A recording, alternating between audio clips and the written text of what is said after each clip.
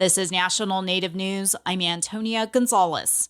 President Trump is proposing drastic funding cuts for tribal colleges and universities. KJZZ's Gabriel Pietrorazio has more on institutions in Arizona and New Mexico. Without doubt, this is threatening to close their doors.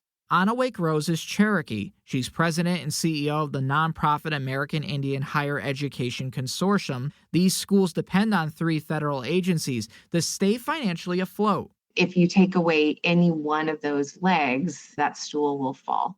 And we actually saw flat funding at both the Department of Education and USDA.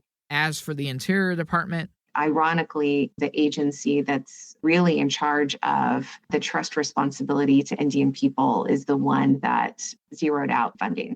the White House did not respond to KJZZ's request when asked to explain why. But Scott Davis, who is Standing Rock Sioux and senior advisor to Interior Secretary Doug Burgum, testified during a congressional hearing that these huge cuts are nothing new. We've been through the ebbs and flows of funding with Congress for a long time. We've seen cuts, we've seen increases, we've seen it all, but we've always been resilient.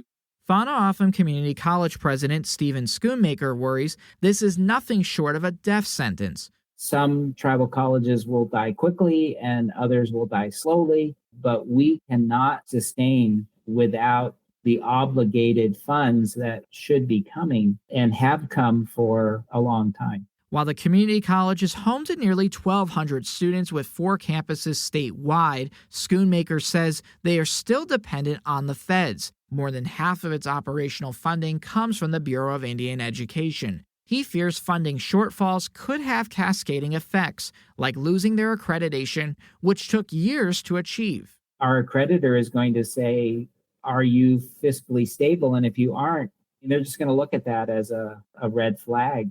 And the looming cuts could discourage student interest, with Schoonmaker saying the mere threat hurts enrollment.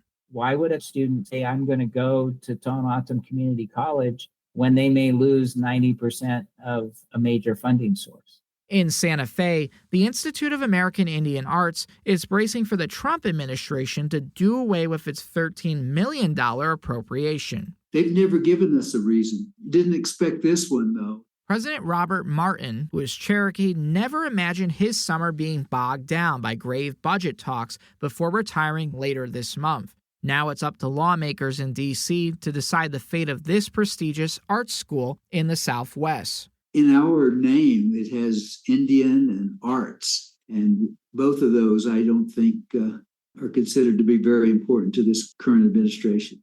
For National Native News, I'm Gabriel Pietrorazio.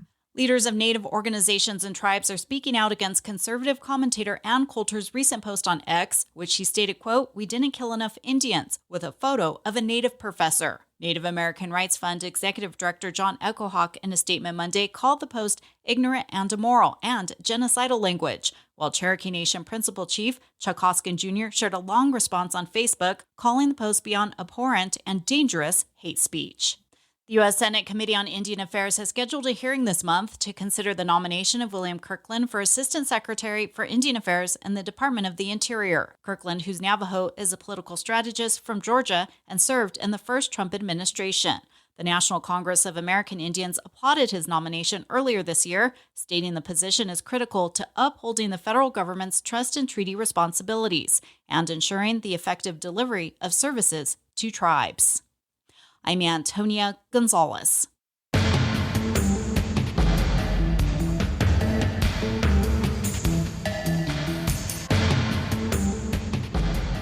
National Native News is produced by Koahnic Broadcast Corporation with funding by the Corporation for Public Broadcasting.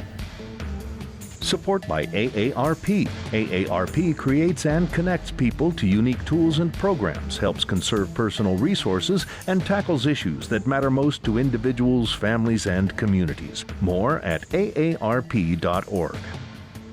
Support by Sonosky Chambers Law, championing tribal sovereignty and Native American rights since 1976. From opioids litigation to treaty rights to tribal self-governance. With offices in Washington, D.C., New Mexico, California, and Alaska. Sonosky Chambers Law.